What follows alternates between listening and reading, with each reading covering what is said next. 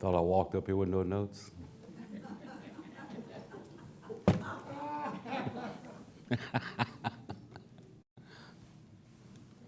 Yeah, that would really freak you out. Hello. Okay, let's see.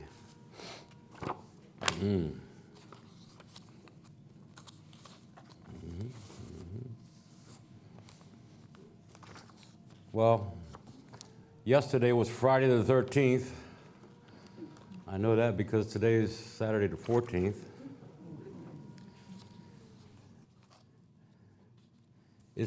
There's a word that I can't even pronounce for the fear of the number 13. And I know it's a phobia because at the end of the word it says phobia. That's how long the word is. I cannot pronounce it. Even though I practiced trying to pronounce it, I cannot. But anyway, is the fear of the number 13, that's the word, and avoidance to use it.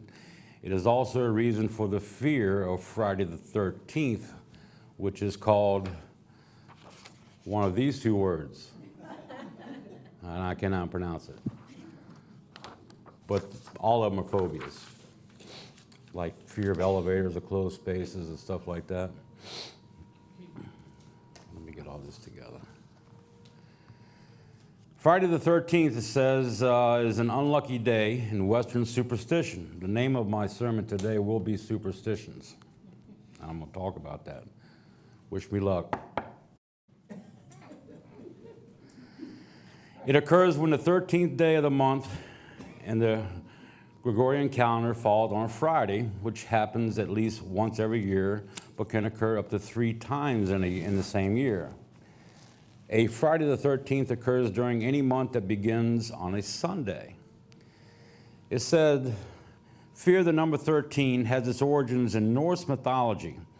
In a well-known tale, 12 gods were invited to dine at Valhalla, a magnificent banquet hall in Asgard, the city of the gods. Loki, the god of strife and evil, crashed the party, raising the number of attendees to 13.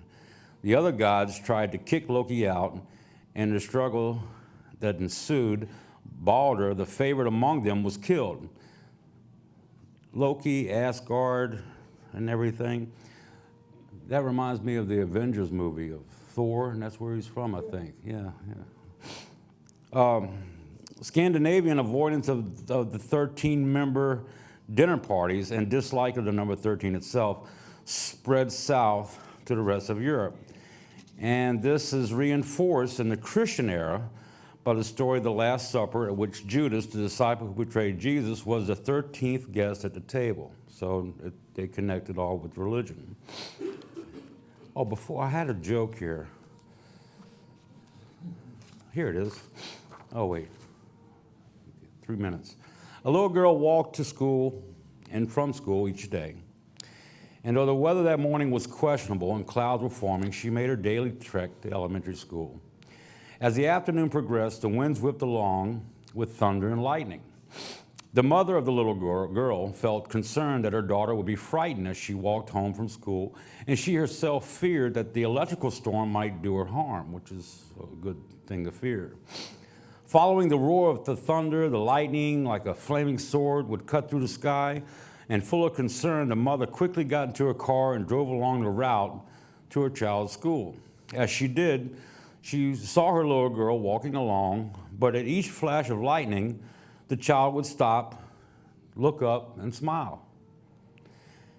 Another and another were to follow quickly, and with each of those lightning strikes, the little girl would look at the streak of light and smile. When the mother's car drew up beside the child, she lowered the window and called to her, "What are you doing? Why do you keep stopping?" The child answers, "I'm trying to look pretty. God keeps taking my picture." I like that. I knew I had this. As we know, the number 13 is far from being bad or negative, and the people of God know better in their histories. And I tell you what, If you ever want to say that the number 13 means nothing, tell that to Mr. Steven Spikerman. He will prove you wrong. But so many things we could look at as far as in the Bible with the number 13, like the Apostle Paul, for example, being the 13th disciple or apostle. We also have the 13 tribes of Israel. We have Manasseh and Ephraim, Joseph's sons. So 13 is far from being bad luck, but it is a very, very strong belief in superstition nowadays. And then, of course, I looked in this book that Steven Spikerman wrote, Who Are You, America?, which was great, because this goes into actually the dollar bill and all the symbols on it as far as us being Israel, and the 13 colonies, which is the 13 stripes represented on the flag, and 13 tribes of Israel in conjunction with that. And then all the symbols on the seal of the President of the United States and on the seal of the dollar bill, you'll see all everywhere on that, the 13 arrows that the eagles hold and everything, the 13 leaves of the olive branch and stuff. It's pretty interesting to look into.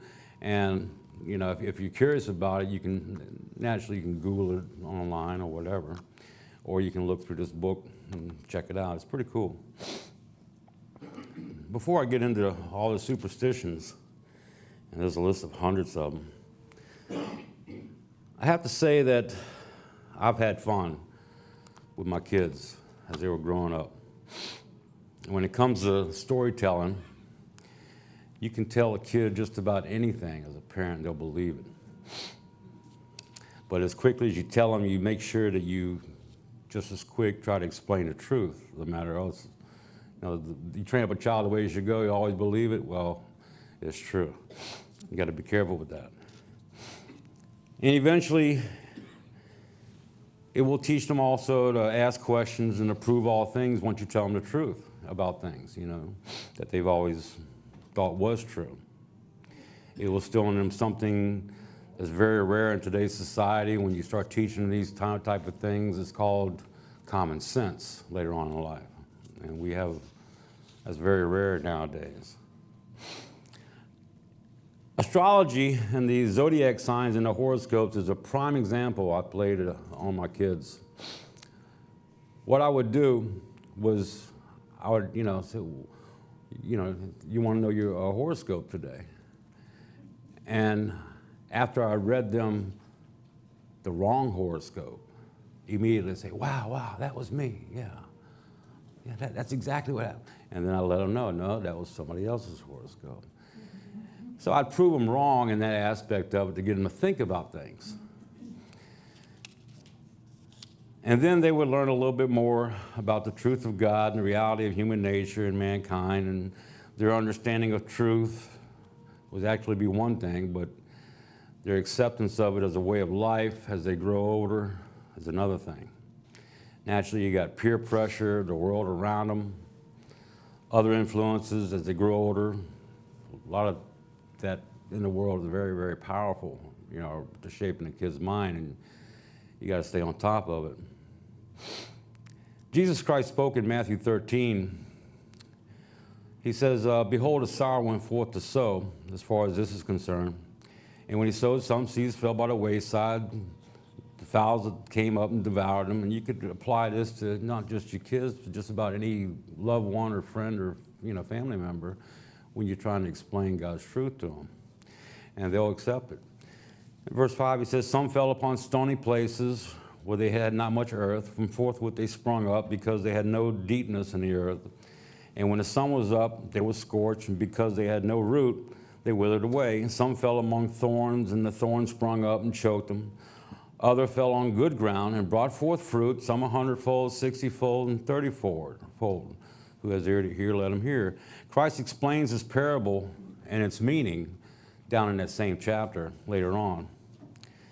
And like he says, sometimes the truth of God will fall on, quote unquote, bad dirt. And we've all had that experience, because the next day they'll forget exactly what you told them the previous day. And all we can do is basically show the example in our family and be ready to give an answer some kind of way if they ever have any questions, whatever's in our power. And of course, we've got to pray about it. Even many of us in God's church who know the truth of God, we still have many hints of superstitions that we grew up with, that we automatically come to mind that sometimes we don't realize, just like the word luck or lucky. Maybe we should call potluck pot faith from now on. I still say wish. I use the word wish. I'm trying to replace that word with hope or pray in a conversation. I've almost eliminated all my cursing when I hit my thumb with a hammer, but one way or another, you're going to know I'm hurt. And then there's that constant habit of knocking on wood when I'm trying to replace that with some kind of prayer. The definition of superstition: excessively credulous belief in and reverence for supernatural beings. Synonyms are unfounded belief, credulity, magic, sorcery, witchcraft, fallacy, delusion, and illusion.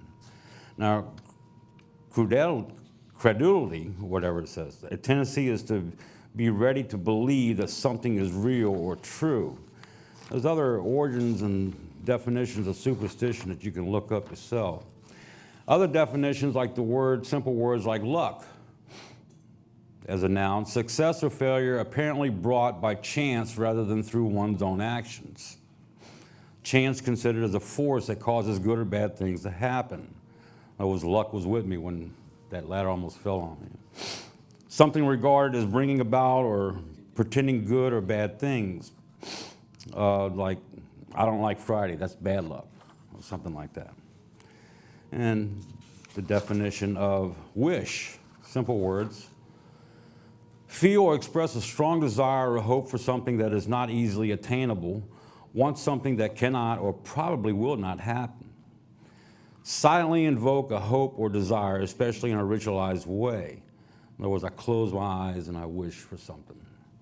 Feel or express a desire to do something. In other words, they wish to become involved. Ask someone to do something or that something be done. I wish it be clearly understood, quote unquote.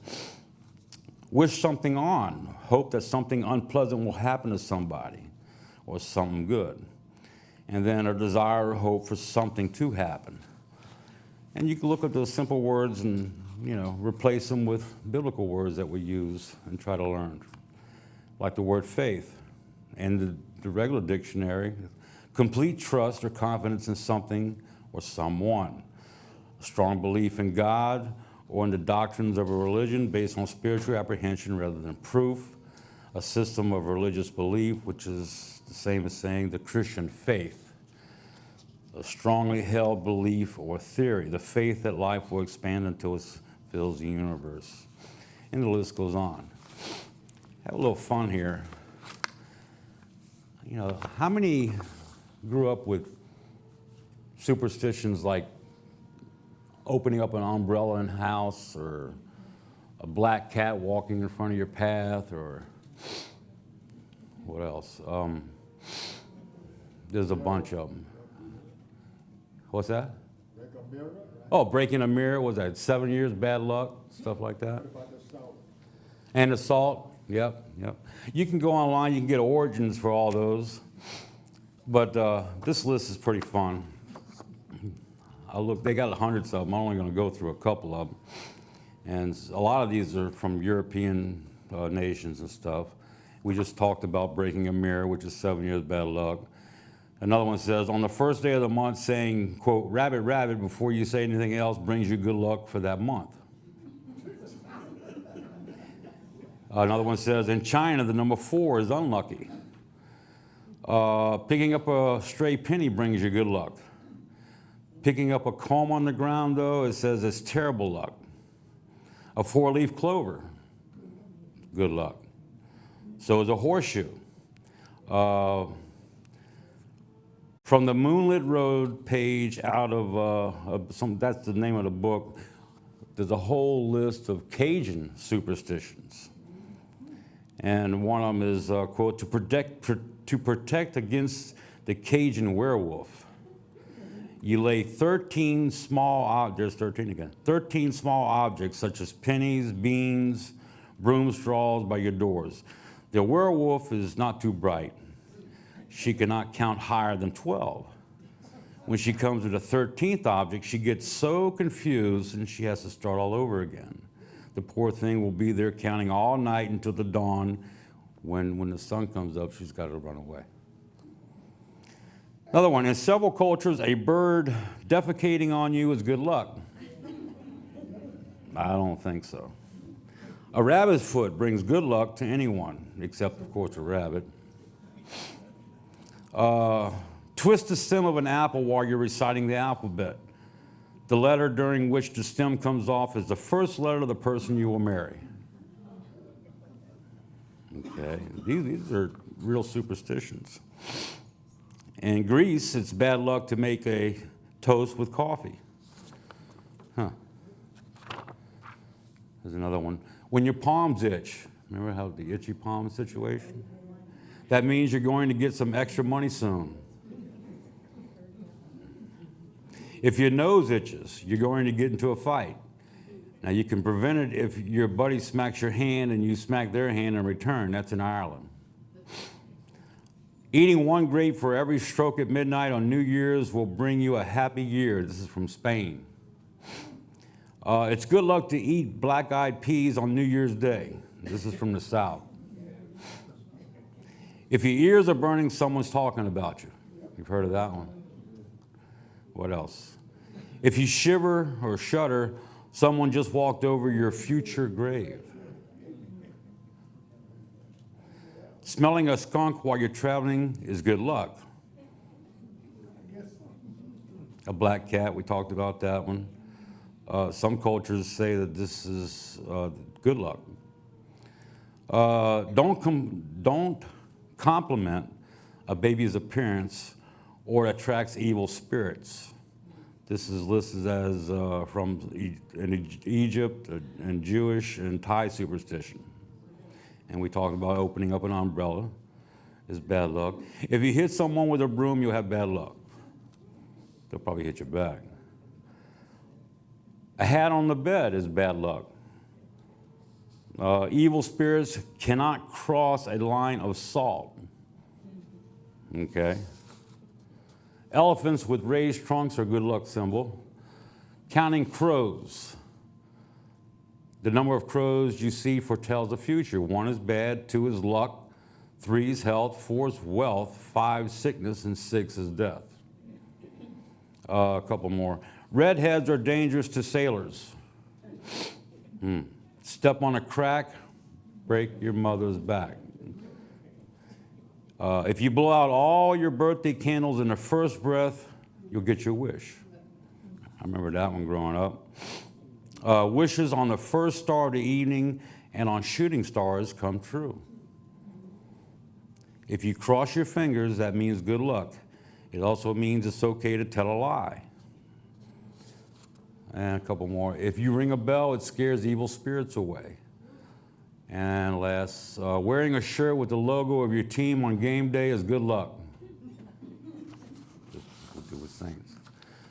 Superstition can be defined as the irrational belief in the existence of unseen forces, frequently thought of as evil spirits, controlling people's fates or the outcomes of events, usually with negative effects, unless particular actions are taken to prevent the ill effects or to produce the desired good effects. Duh. This may involve a person's behaviors and actions, avoidance of actions, places, etc., or the use of amulets, little tokens and stuff like that, like the rabbit's foot. Many educated and intelligent people still hold on to a variety of superstitions, almost as though they are cherished traditions of some kind of sort. If you ask them, when it gets right down to the nitty-gritty, they don't actually believe in something, yet they still act upon that belief. Strange but true. Goodness. Okay, without the knowledge of God's truth, how convincing do you think your horoscope sign would be? And do people still read horoscopes today? Yes, they do. And what's happening, and when you read them, just like I was talking about with my kids, is the vagueness that they put it into that paragraph of some kind of description. And that's planting in your own mind that you could actually bring out the details in that vagueness in your own head, justify it. Now, to have a little bit more fun, I brought out all of y'all's birthdays, and I'm gonna pick on a couple of y'all, just to show y'all how powerful this is. I got the address list here, and I know everybody's birthday and when it is. And they got 12 of them, of course. We all know that. I'll go to Tom first. He's supposed to be with the Aquarius sign Taurus, the bull. And his horoscope today says, others may need to be convinced that you know what you're talking about, but you have no intention of assisting them. As far as you're concerned, if they don't know you enough by now to trust you, then you can do without their support. Close, ain't it? Okay, Alex, where you at? Gemini. Someone you don't naturally get along with will issue orders in your direction today. And the bad news is you will have to do as they say. The good news, the good news is that the sooner you act, the sooner you can make your excuses and get away from them. Now that can go to anybody. Okay, Clayton. Virgo. Someone out there bears you a grudge, and with Mars and Jupiter strong in your chart at the moment, it's unlikely they will give you an easy ride. Stay calm and refuse to react in a negative way. There's precious little they can do to hurt you. Finally, let me go to Bobby Gray here. Capricorn. You must not give a friend the impression that you agree with what they say when, in fact, you think they have got it completely wrong. If they find out later that you were less than truthful, they may hold a grudge. Be honest right from the start. Now, I could go back and forth and swap these around like I did my kids, and people without God's knowledge who understand not to observe the zodiac signs and the horoscopes and all that stupid stuff, thinking that the stars are going to predict your day or your life. You know, you could put any one of those in its place, and it'll feel like it fits. They're real smart with that. And I'm pretty sure that they make big, big money out of all that. Where am I? I lost a page. No, here it is. All right, with all that said, let's get down to 1 Kings. Somebody else had fun. 1 Kings chapter 18. And the story of Elijah and his contest with the prophets of Baal. Excuse me. I think the weather's about to change. Sinuses. Ever since the kingdom of Israel divided after the death of King Solomon, the northern 10 tribes made it their mission to identify themselves as separate from the southern tribe of Judah and Benjamin. And they did that and identified themselves with setting up a calf as their idol, or as God, as their God. King Ahab, in this episode here, was one of the worst and most wicked of all the kings of northern Israel. It was during his reign that Elijah prophesied of a 3.5-year drought in that land, in the land over there. After the 3.5 years, God sends Elijah to Ahab via Obadiah. And Obadiah was a true man of God, and he was in charge of the king's palace as like second in command under Ahab, just like Daniel was under King Nebuchadnezzar or something like that, if you want to picture that. Obadiah was the one who actually, if you read through the scriptures, the that hid those 100 prophets when Jezebel, which was Ahab's wife/queen, went out looking to kill them. The true God of Israel and true religion was fading fast at that time as she combined Baal worship in their temple classrooms and forming a number of Baal prophets. They actually taught them, the worship of Baal, and that was 450 of them. At this point in the story event, I'm going to get to, Obadiah is reluctant to follow Elijah's instructions when he tells them to go to the king and tell the king that I'm coming. And Obadiah thinks that if Elijah does not come, as he tells the King Ahab that he's coming, that the king will kill him, which he probably would because the king did not like Elijah. 1 Kings 18, verse 17, and it came to pass, when Ahab saw Elijah, that Ahab said unto him, Art thou he that troubles Israel? And he answered, I have not troubled Israel, but you and your father's house, in that you have forsaken the commandments of the Lord, and you have followed Balaam.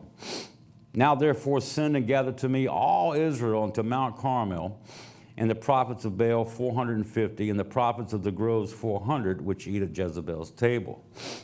And this is all of Israel's people, of the 10 northern tribes, and all the prophets.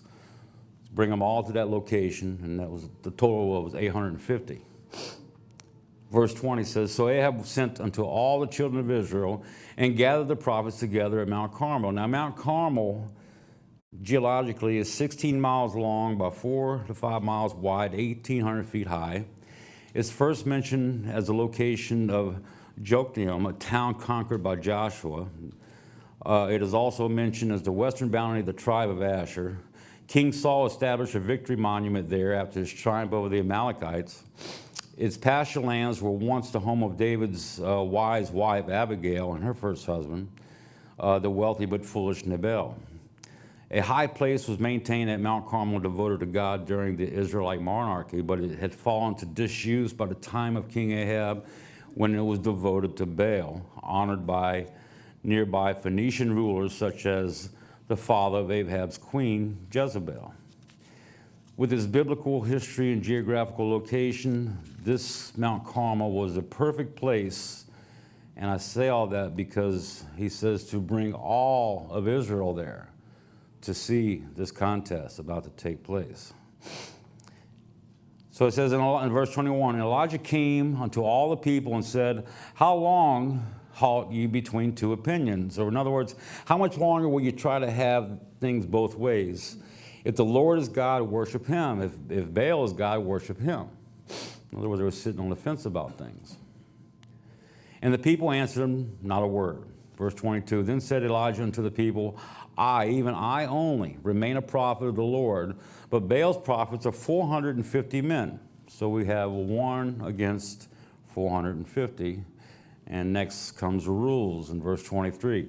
He says, Let them therefore give us 2 bullocks, and let them choose 1 bullock for themselves, cut it in pieces, lay it on the wood, and put no fire under it. And I will dress the other bullock, and lay it on the wood, and put no fire under it. And call ye on the name of your gods, with little g, and I will call on the name of the Lord, and the God that answers by fire, let him be God. And all the people said, okay, that makes sense. It's well spoken. We'll go for that. Verse 25, And Elijah said unto the prophets of Baal, Choose you 1 bullock for yourselves, and dress it first, get prepared, for you are many. In other words, there are more of you, so you go first, pick out a bull, get it ready, but don't light anything under it yet. And then pray to your God, Baal. Verse 26, And they took the bullock which was given them, and they dressed it, and called on the name of Baal from morning until noon, saying, O Baal, hear us.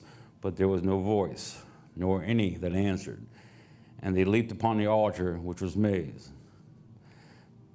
They chose their bull, they got it ready, prayed to Baal all morning long, asking him to start the fire. They danced around the altar, and they shouted, Answer us, Baal, but there was no answer. At noon, Elijah began, verse 27, making fun of him. He was mocking him. He says, Pray louder, he said. He says, Baal must be a god. Maybe he's daydreaming or using the toilet or traveling somewhere. Who knows? He's busy. Or maybe he's asleep, and you have to wake him up. And they cried aloud, and they cut themselves, which was after their manner, in verse 28, with knives and lancets, till the blood gushed out upon them. In verse 29, it came to pass when midday was past, and they prophesied until the time of the offering of the evening sacrifice, that there was neither voice nor any to answer, nor any that regarded. So this took place all day long. And Elijah said unto all the people, Come near unto me. And all the people came near unto him, and he repaired the altar of the Lord that was broken down. Apparently, because of all the dancing around that they did, they probably messed up the altar that he had built.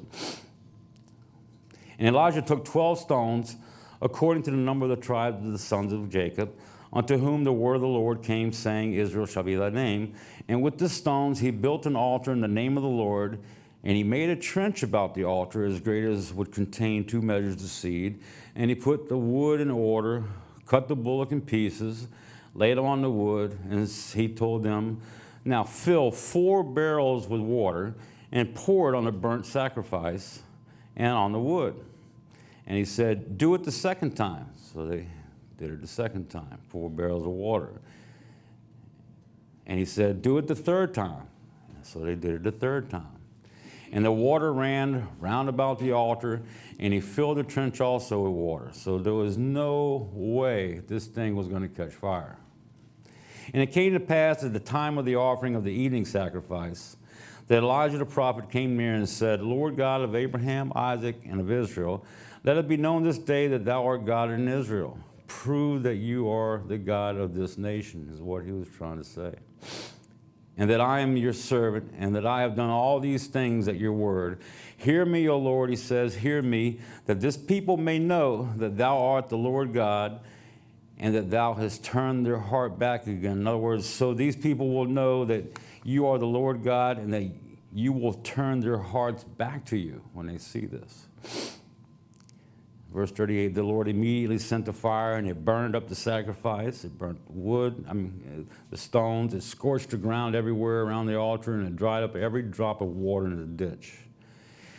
And when all the people saw it, and that was all of Israel, northern tribes, they fell on their faces, and they said, The Lord, he is God. The Lord, he is God. And Elijah said unto them, Take the prophets of Baal, let not one of them escape. So they took them, and Elijah brought them down to the brook Kishon and slew them there. As you read through all that and go back and study all that, that didn't even faze Queen Jezebel, seeing all that. But can you imagine the scene at Mount Carmel? And how can we compare that to today in some kind of way? When you study the society of the time period of Elijah and the surrounding nations of that day, the cultural belief in, quote unquote, many gods was the norm back then, just like Egypt. As a man of God, he was opposed to the accepted standards of his day. As a people of God, I think we too are opposed to the standards in the society around us as well. We too are witnessing evil as becoming the norm in our culture. Good is bad, bad is good. The miracles that Elijah performed happened during a period when a life or death struggle took place between God's way of life and Baal worship. Is there any Christian persecution today that we can compare that to? NNI, News, Nuggets, and Insights, we put that up there a lot, but we see that the media doesn't really show what's happening with Christians around the world and how they're getting persecuted and killed. King Ahab of northern Israel established a center of Baal worship at the very capital of northern Israel, which is at Samaria. One of his main influences was his, quote unquote, controlling wife, Jezebel, who happened to be from Tyre, the city of Tyre. And that was the number one economic tie that Ahab cultivated with the city of Tyre, and it was a very, very rich city of trade. What about today and the soon coming end time? And the main players, the beast power, the great horde that sits on many waters of Revelation 17, etc. We can compare a lot of what happened in ancient Israel and parallel it to today, just like we can 800 years later in the first century with God's beginning of his church and what we're going to go through in the near future. Notice this was published on, I found this at thebereancall.org, talking about Baal. Quote, who is Baal? Answer, Baal was the name of the supreme god worshipped in ancient Canaan and Phoenicia. The practice of Baal worship infiltrated Jewish religious life during the time of the judges, became widespread in Israel during the reign of Ahab, and also affected Judah. The word Baal means Lord. The pluralism of that is Balaam. In general, Baal was a fertility god who was believed to enable the earth to produce crops and people to produce children. Different regions worship Baal in different ways, and Baal proved to be a highly adaptable god. Various locales emphasize one or another of its attributes and developed special denominations of Baalism. Baal of Peor, you find that in Numbers 25. Baal Bereth, which is in the book of Judges, chapter 8, are just two examples of such localized deities, just like how many denominations that came out of the Catholic Church. According to the Canaanite mythology, Baal was the son of El, the chief god, and Asherah, the goddess of the sea.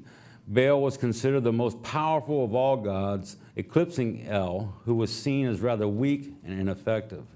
In various battles, Baal defeated Yam, Y-A-M-M, the god of the sea, and Mot, M-O-T, the god of death and the underworld.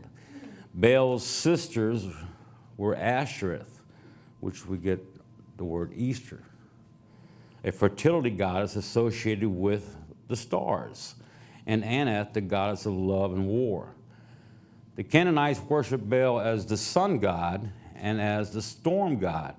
He's usually depicted, when you see images of him in ancient writings, holding a lightning bolt who defeated enemies and produced crops.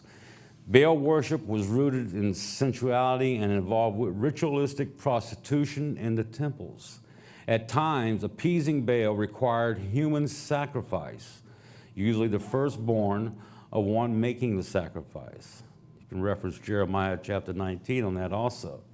The priests of Baal appealed to their god in rites of wild abandon, which included loud, ecstatic cries and self-inflicted injury, unquote. And that should give you a better understanding of the scene that we see in the contest with Elijah. And we also need to look at their sacrifice of unborn, or rather born babies. And we know that abortion is the same thing as sacrificing a human without the inconvenience of going up into a high mountain. After Ahab gave himself over to the worship of Baal, suddenly Elijah appeared on the scene. Punishment for building a temple for Baal worship, Elijah predicted the drought would grip the land. That was the first thing that happened. Remember, Baal was a fertility god who was believed to enable the earth to produce crops and people to produce children. So in other words, their land and their crops weren't growing because of the drought. That's why Baal was out to kill, Ahab was out to kill Elijah. During the course of the next 3.5 years of drought, Elijah was protected. And he was kept alive, when you read through it, by various miracles. And because of his unconditional love and his loyalty to God, Elijah was given power from God. His mission, and when you read through the 2 Kings also, and his successor Elijah, was to help God help him with the northern 10 tribes of Israel eliminate Baal worship altogether. That was very, very important. Throughout the Bible, there's consistencies in certain things you'll read about from Genesis to Revelation, One of them we know of is Babylon and the symbolism and the significance of that.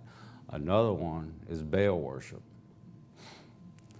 Both of them together, Elijah and Elijah, both of them together over the course of 75 years in the reign of 6 kings, beginning with Ahab, continued to warn God's people, the northern tribes of Israel.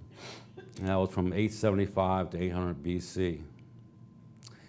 When you study into these two men of God and the way they live, their culture and their characteristics, and how Elijah, when he was protected and during the 3.5 years of drought, he lived on either side of the Jordan River in these caves and stuff. And you compare that with, like the characteristics of John the Baptist and Jesus Christ. Well, John the Baptist would be like Elijah, and Elisha, the prophet Elijah would be like Jesus Christ himself. And later on, 800 years later, in the Transfiguration, in Luke chapter 9, and it came to pass about 8 days after these sayings, right in the middle of this, Christ took Peter and John and James, went up to a mountain to pray. And as he prayed, the fashion of Christ's countenance was altered. His raiment was white and glistering. And behold, there talked with him 2 men, Moses and Elijah, who appeared in glory, spake of the decease which he should accomplish in Jerusalem. And Peter and they that were with him were heavy with sleep. And when they were awake, they saw his glory and the 2 men that stood with him. And it came to pass that they departed from him. Peter said unto Jesus, Master, is it good for us to be here? And let us make 3 tabernacles, one for you, one for Moses, and one for Elijah, not knowing what he said. While he thus spoke, there came a cloud and overshadowed them, and they feared as they entered into the cloud.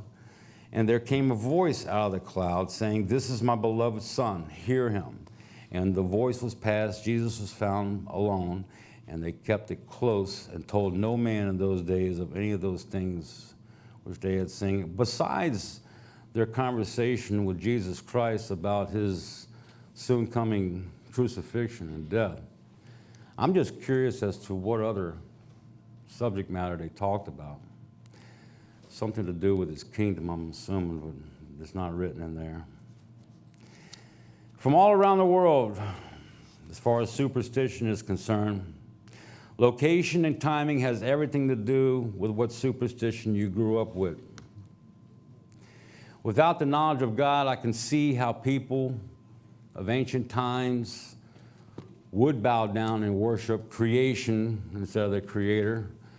And I thought about that years ago when I was at work. It was on a construction site down by the lake, 7-story building. They were building condos.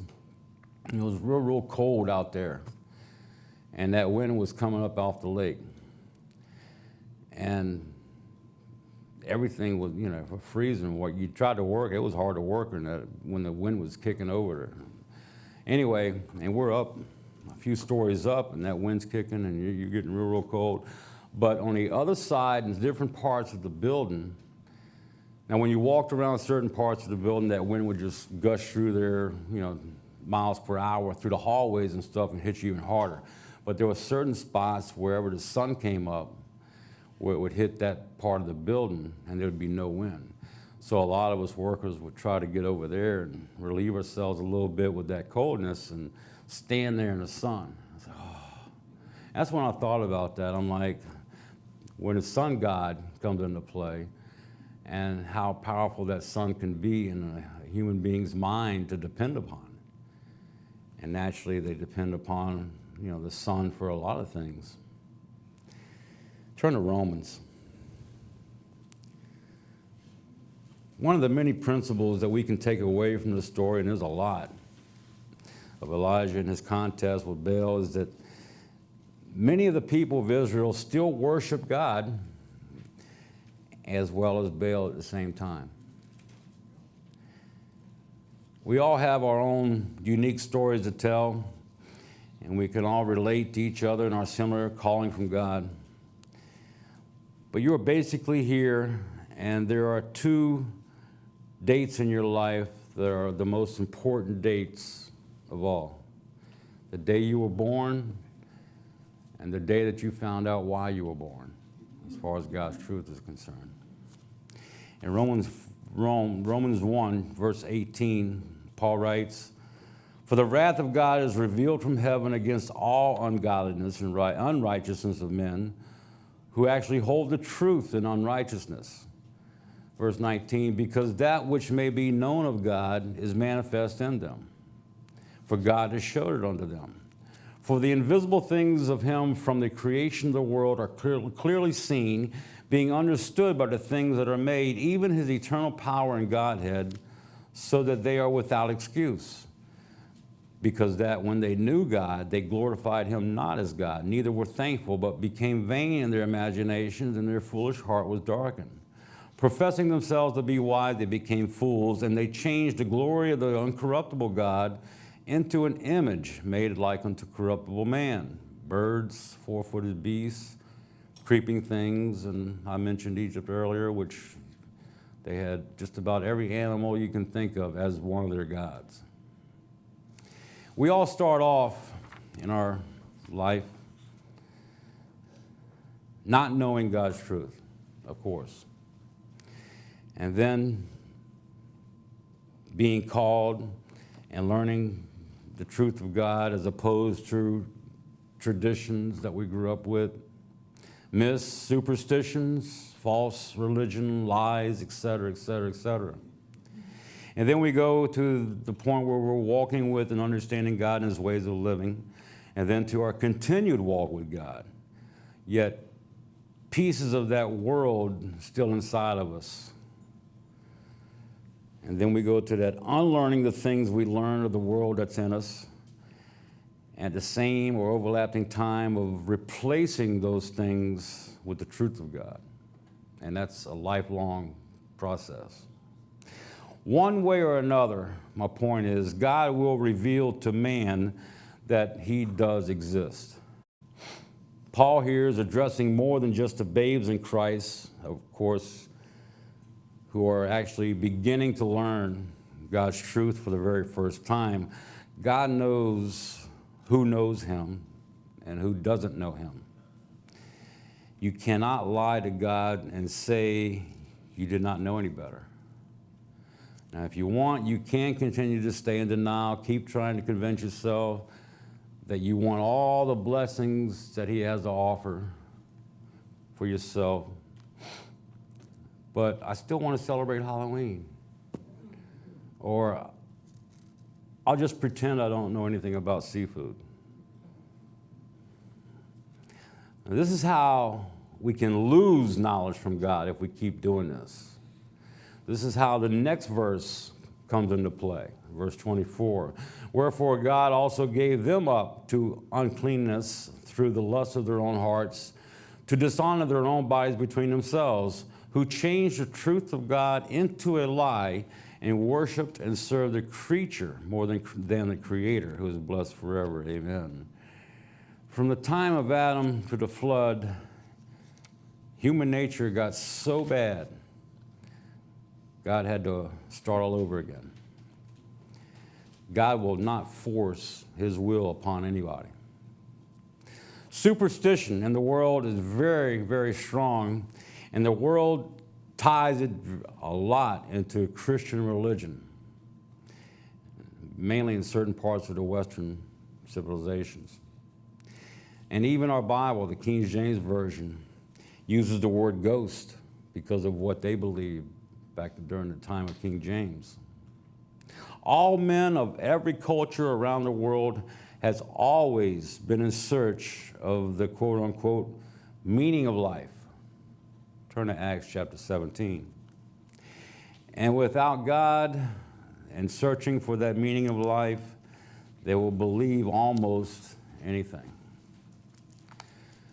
In Acts chapter 17, the time setting here is during the Apostle Paul's second missionary journey and his work of God in the area of Greece. The years around 50 to 53 AD. There's been many, many things that have happened from the time of Elijah in 800 BC up to this point. God's timeline of events continued to come to pass, including the mindset and the way of thinking of mankind in general. Here, the Roman Empire was at its peak, and it was the fourth and last empire to rule the world according to God and the prophecy in the book of Daniel, because the fifth empire will be God's kingdom. And that's in Daniel chapter 2. Breaking into the middle of Luke's writing in verse 16. Now when Paul waited for them in Athens, his spirit was stirred in him when he saw the city wholly given to idolatry. Therefore disputed he in the synagogue with the Jews and with the devout persons, and in the market daily with them that met with him. Paul was curious about God's people living in the area, surrounded by all that.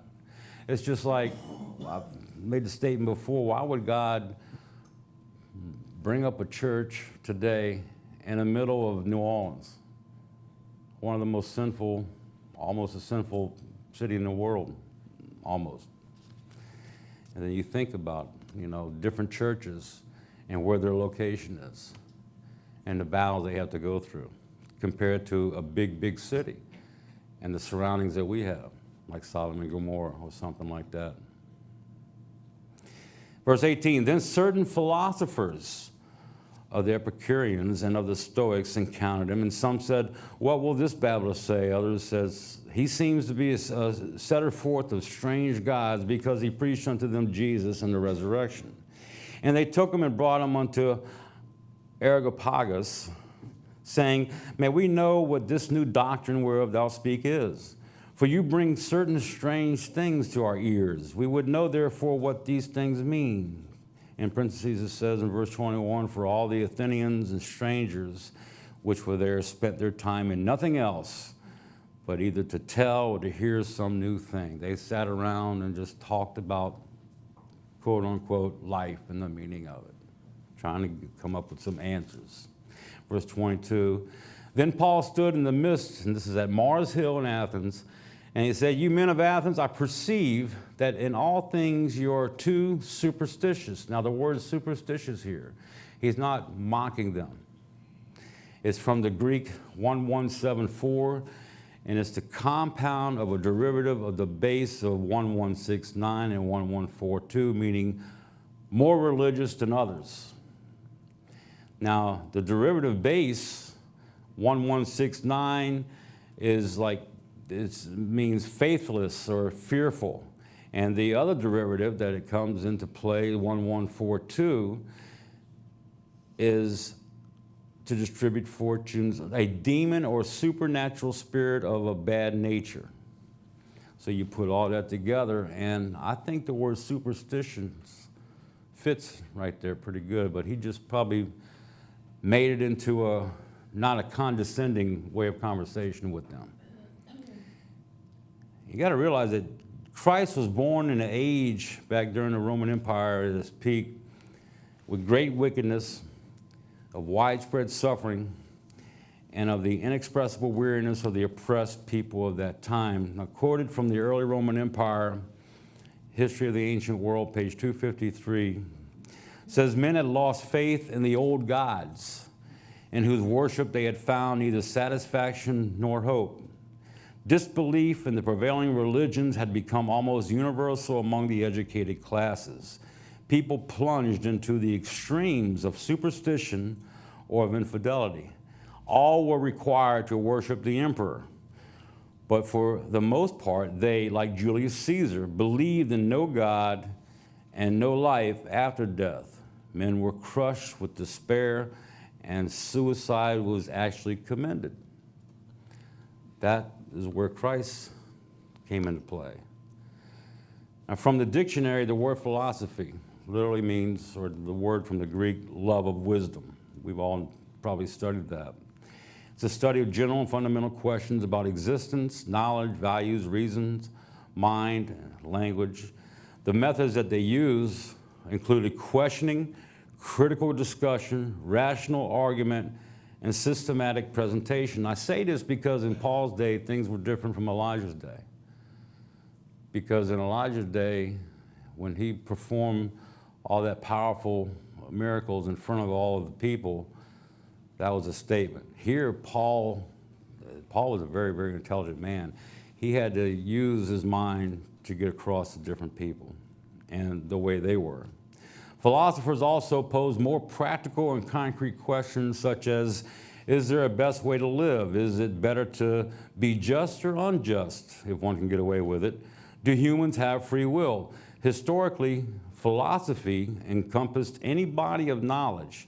From the time of ancient Greek philosopher Aristotle to the 19th century, natural philosophy encompassed astronomy, medicine, and physics.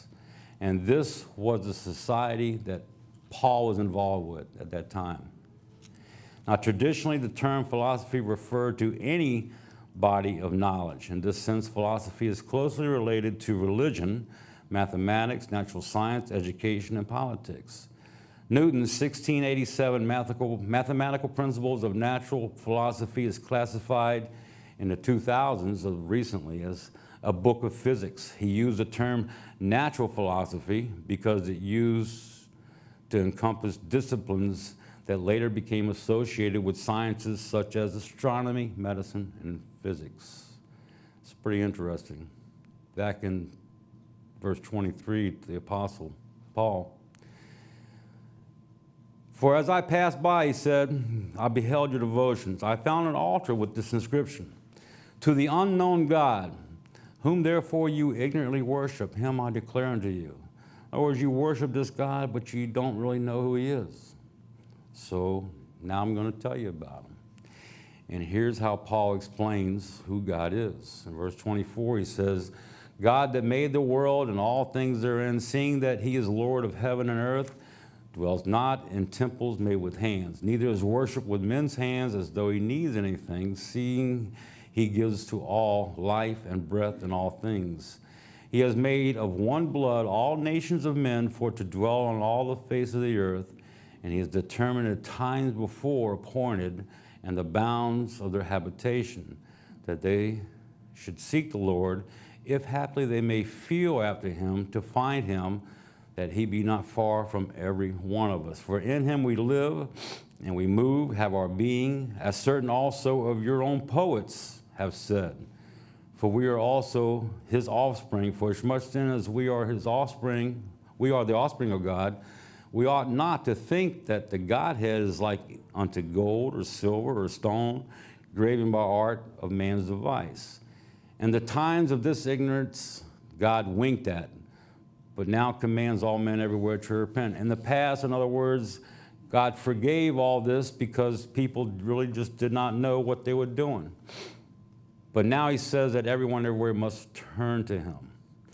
And remember what we read in Romans 1, verse 20, for the invisible things of him from creation of the world are clearly seen, being understood by the things that are made, even his eternal power and Godhead, so they are without excuse. Today, more than ever, our advanced technology has not only made our world smaller, there's no such thing as a language barrier anymore. I mean, languages are easy now to translate, but he has brought us even more and more knowledge of things outside of our earth and outside of our solar system. Verse 31, because he has appointed a day in which he will judge the world in righteousness by that man whom he has ordained, which is Christ, whereof he has given assurance unto all men, and that he has raised him from the dead. And when they heard of the resurrection of the dead, some mocked him. And others said, we will hear you again on this matter. He convinced a few of them. And so Paul departed from that scene there. It's pretty interesting. There's one last little article I wanted to get to real quick. I've got a couple minutes. The article is called Science Increasingly Makes the Case for God. In 1966, Time magazine ran a cover story asking, is God dead? Many accepted the cultural narrative that he's obsolete, that as science progresses, there is less need for a God to explain the universe. Yet it turns out that the rumors of God's death were premature. Most amazing is that the relatively recent case for his existence comes from a surprising place, which is science itself. Here's a story. The same year, Time featured the now famous headline, "The astronomer Carl Sagan announced that there were two important criteria for a planet to support life: the right kind of star and a planet the right distance from that star. Given the roughly octillion, which is 1 followed by 27 zeros, planets in the universe, there should have been about a septillion, which is 1 followed by 24 zeros, planets capable of supporting life." That was their theory. Now, since 1960, I won't read the whole thing. Since 1960, today there are more than 200 known parameters necessary for a planet to support life, every single one of which must be perfectly met or the whole thing falls apart.